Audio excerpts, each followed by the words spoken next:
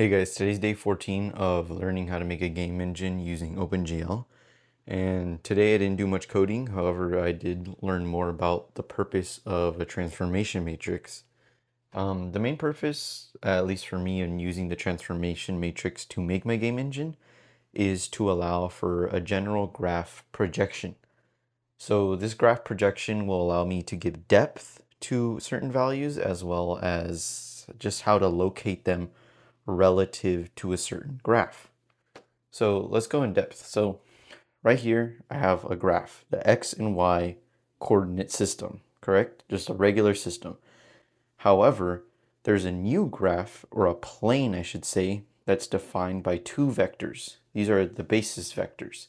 So one is the I. This almost acts as like the X basis vector, or the X coordinate system relative to the plane.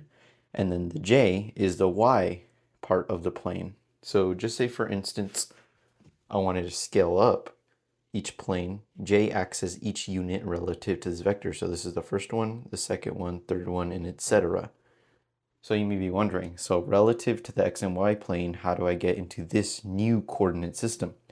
And that's where a transformation matrix comes into play.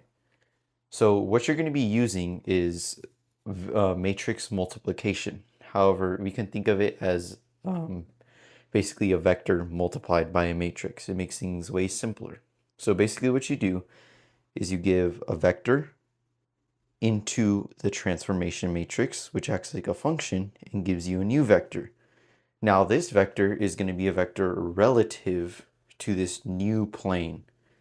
So for example, right here, this is the transformation matrix. I'm not going to go into so much depth into the multiplication, but I'm going to explain how it works.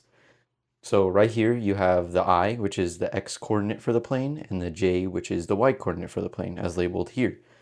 And what you're going to do is you're going to end up scaling this new value by each of these X and Y values. So what you're going to do is, for the X value, you end up multiplying it by the I plane.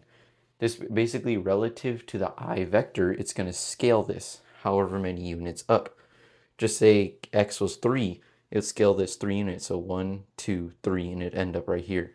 And same for the Y. Now the Y is going to be multiplied by this coordinate system right here, the J coordinate. So now you go here,